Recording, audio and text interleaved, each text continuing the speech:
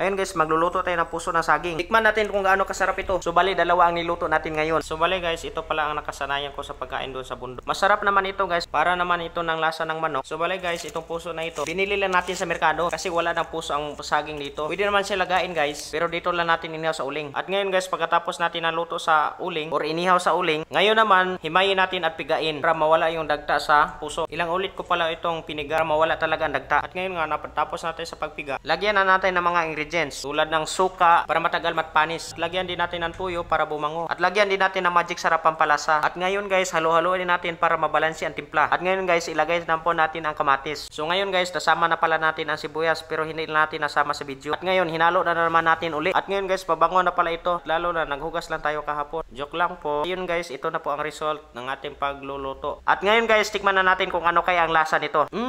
Manamis-namis at may kunting asim. Siguro ang lasa nito sa kamay ko ang iba nito.